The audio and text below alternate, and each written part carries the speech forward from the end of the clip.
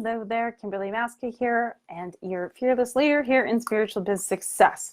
So this is a fascinating conversation. We know we always talk about money in here and the vibration of the energy of money.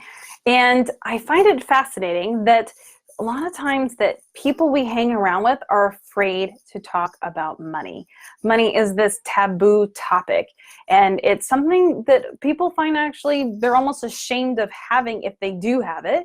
And if they don't have it, it's almost even worse. But then they actually talk more about it if they don't have it. So here's what I'm getting at. This was really fascinating. I was at a dinner the other night with someone that was actually very comfortably living in good shape in the whole 9 yards. Like money was not an issue, but they had an issue with talking about it. And I just found it truly fascinating because if you're hanging around people that aren't willing and able to talk about money and enjoy money and say how beautiful and amazing money is and the amazing things you get with money, then you're creating a vibration around yourself that's going to be a low vibration around money if the people that you're hanging out with do nothing but complain about money. So there's the issue. If the people that you're hanging out with only talk about not having money, can't have money, don't have money, never had money, we have to work hard for money. If all of those things are being said around you and you're kind of nodding because, well, these are the people you hang around with, so you're in agreement, then you're repelling money from you each and every moment. Every moment that you're agreeing with them, you're actually pushing money away from you. Think about it for just a second. So when you are around these people, you're matching their vibration. And what's really fascinating, and a lot of you may experience this, is that because people are so either afraid of money, ashamed of money, or have all these issues with money, these limiting beliefs, they also didn't talk about it in a positive way. And so when you aren't talking about money in a positive way, then it's also repelling it.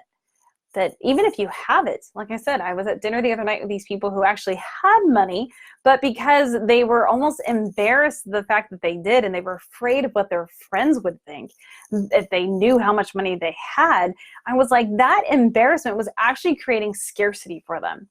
And it was just really fascinating to watch. So do a poll, look around at your friends and your family and pay attention to how they talk about money. And what's your conversation about money when you're with them? Is it a positive one about creating money and being successful and having money and the amazing things that you can do with it? Or is it more of a lower vibration of I don't have, or it's hard to get, or there's not enough? Where is that conversation? Because depending on the conversation that you're having and where you're joining in, you're either going to attract money to you or you're going to repel it away. So be highly, highly aware of the people that you're associating with and what they're saying about money. And if you've got people that are in that low vibration around money, you might want to do a little evaluation about that, because it's about who you are surrounding yourself with. And when we're surrounding ourselves with people and we're not paying attention in great detail, and we're not paying attention to see if they support us in our goals and where we're going, then we're not using discernment. That's very key. So as a spiritual leader and spiritual entrepreneur that wants to step out as a leader, you have to be able to use discernment in what you're doing. And if you're discerning about who you're hanging around with, you can either attract or repel money based off of that. So if you're currently hanging around with a group of friends that are in low vibration, in scarcity around money, talking about they don't have it, it's hard to get, they have to work hard for it, all this stuff around money, and you're in agreement with them or just being around that vibration, you are truly repelling money away from you. So what you need to do is making sure that you're surrounding yourself with the right people. Be discerning in who you spend your time with. This is incredibly important. Being discerning is one of the key characteristics of being a spiritual leader. So if you want to attract the money, if you want to bring it in, if you want to have that high vibration of money, be discerning about who you're hanging around with. Make sure that the people that you are talking to about money are positive about it. They know it's coming. They know it's their birthright. They see success as something amazing, and they see money as this beautiful energy that you can use to change the world. Be very discerning about who you're associating with. And that is a key characteristic of being a spiritual leader. And when you are looking to step out and create your business, and your first thing everyone says is, how do I attract clients? How do I get clients? Well, you have to be discerning who you're hanging out with and the vibration that you're putting out around money before you can even begin to attract clients. It's all tied together.